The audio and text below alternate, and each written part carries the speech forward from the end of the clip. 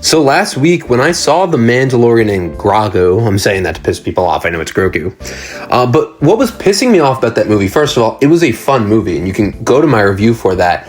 That's what bothered me. It was such perfect slop, so slick. You know, the sound design was great. Ludwig Göransson killed it. But you have a movie like The Mandalorian and Grogu, which is designed to be harmless fun, but nothing ever really happens in the movie. You know, someone said, you can't really spoil this movie because nothing happens. And after I saw it, you know, I enjoyed the first hour of it. The second hour, I was like, this is kind of repetitive. It was, overall, it hits all the boxes of being a safe movie.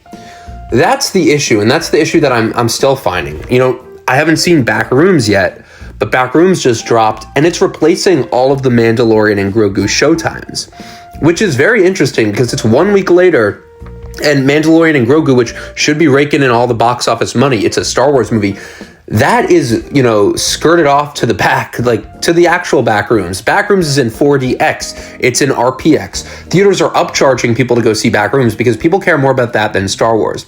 And another movie came out the same day as Mandalorian and Grogu, but it's already going out of theaters. I saw this at Regal Union Square in one of the smallest commercial theaters in the entire United States, you know, that I know of.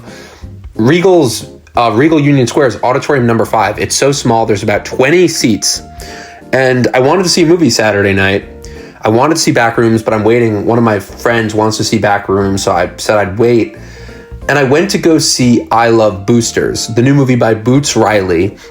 And I saw Boots Riley's previous work, Sorry to Bother You, that surreal comedy, which was about a telemarketer played by Lakeith Stanfield, who uses a white voice to sell products.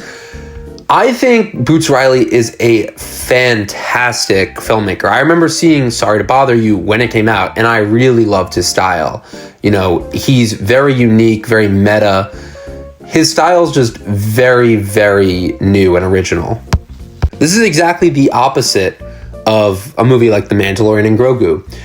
And what I love about a movie like this is it's so specific and it's so bold and confident. In order to make a movie like this, by the way, the movie is about these 3 women played by Keke Palmer, Naomi Ackie, and Taylor Page, who are boosters. They steal from high-class stores. You know, it's supposed to be like Gucci, Prada, but it's called Metro Designer, which is run by Demi Moore's character. And they want to steal and give back to the poor, kind of. That's the general idea. But that's such a simple general concept that doesn't do the movie justice, because this is a very creative, very funny satire, and it's so unique. The movie exists in this surreal world where the skyscrapers are tilted. Without revealing too much, I mean, you kind of have to sell the movie. There's a demon in this movie. There's teleportation technology. There's almost like they explore the ideas of time travel. There is so much, and it's all for a movie that is simply about women trying to, you know, do a heist from a store, a high-end designer store. But Boots Riley is able to fit so much political commentary into this, so much meta humor. And not only that, like, that's one thing that it's very hard for a movie to nail. You could have a movie that tries to have political messages and it just drowns out the entire movie. For example, that was an issue with marketing Superman that caused Superman to lose money. And I really, really liked Superman. I thought it was a great movie that did the character justice. But it crosses over into this, you know, this tough to pull real world political territory where people are going to see the real world in that, and it's going to pull you out from the immersion of going to the movies. You know, I love Superman. I'm just saying it's very hard to do that in a movie. And I Love Boosters is so good because not only does it, you know, talk about the fashion industry and just about, you know, economics in general and class and fashion and style and, you know, cultural representation.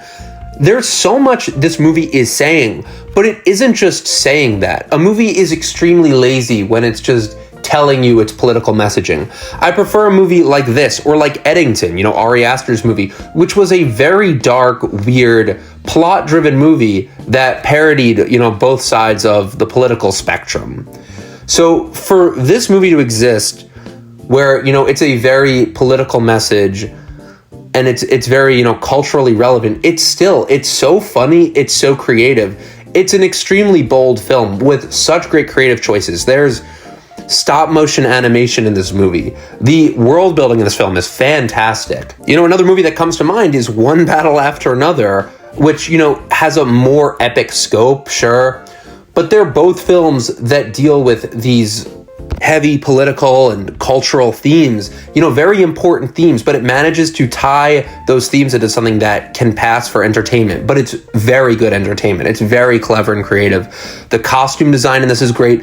The music is great. The cinematography and the editing is great. The acting is great. It really hits everything. And it's such a funny movie. Like, to me, you go to a comedy, and a comedy is usually the bar is pretty low. You know, you could go to a 3-star comedy. Like recently in 2026, we had Mike and Nick and Alice, and we had You, Me, and Tuscany, which both fall under comedy, but they're not great movies. They're solid, entertaining movies that are there to just simply entertain you. They don't do anything really more than they're supposed to do. But I Love Boosters is a great example of a comedy movie that's always more than, you know, it should be. And that's just great. This movie is doing so much. It's so entertaining. It's always giving you new things to look at. There's new visual registers that you probably haven't seen in another movie. The stop motion animation stuff, I don't want to reveal anything about that, but it's so good. And it's so good at constantly developing this surreal plot that always feels like you're like, this doesn't really make sense, but then it keeps going and building into this surreal world. I just love this movie. I love a movie that's confident and fun and original. I recommend everyone go see I Love Boosters.